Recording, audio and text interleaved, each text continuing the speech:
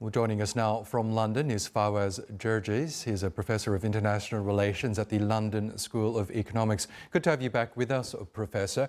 We know before we got to this point, there'd been a groundswell of public outrage towards Israel as its genocide entered a third year.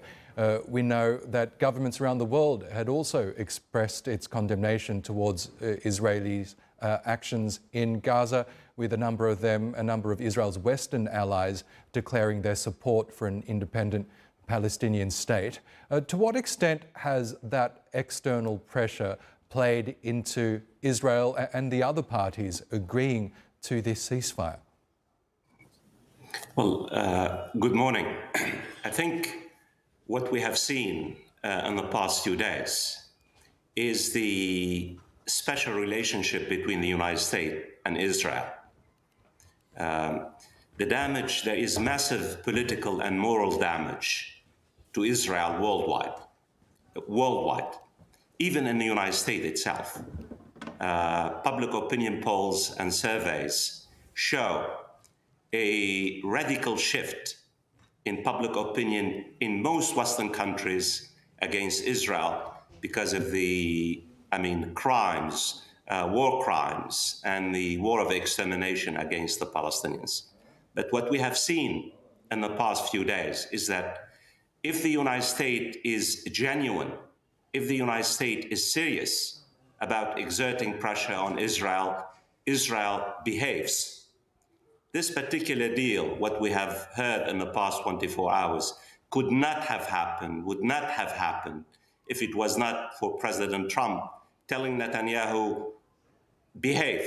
That's really what's all about. So the United States plays the most significant card when it comes to Israel's misbehavior, not just in Palestine, but in the neighborhood.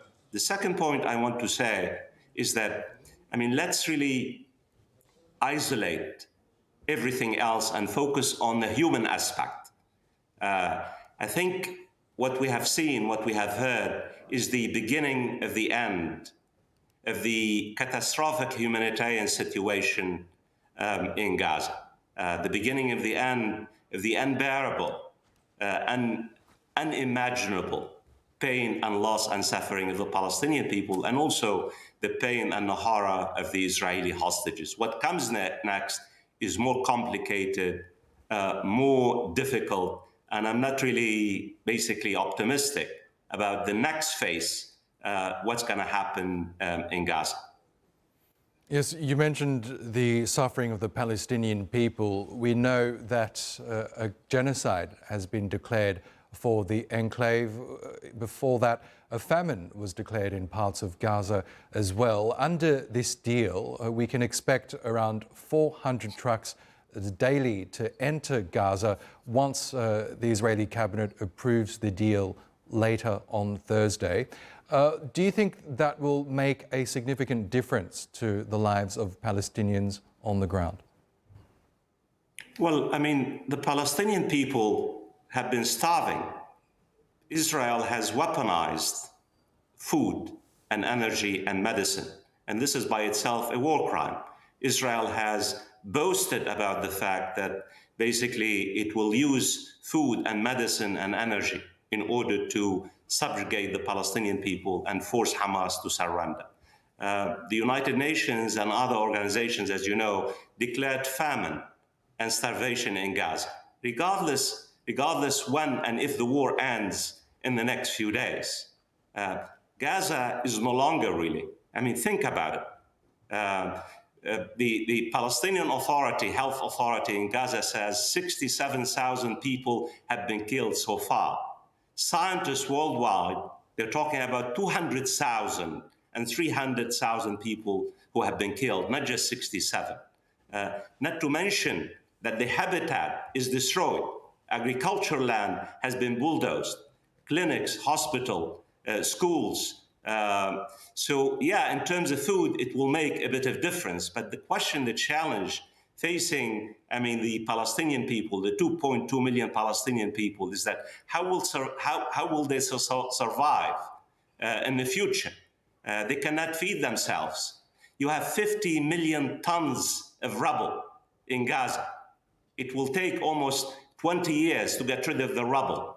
Who's going to rebuild Gaza? We're talking about $65 billion in Israeli damage. Who's going to run Gaza? We're celebrating the first phase so far, and we should, because I think it's the beginning of the end of the trauma for the Palestinians. But the reality is the morning after is extremely, extremely painful.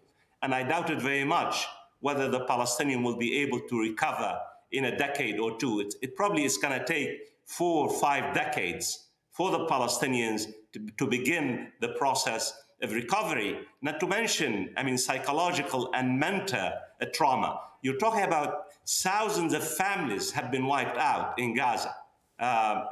20,000 children have been killed.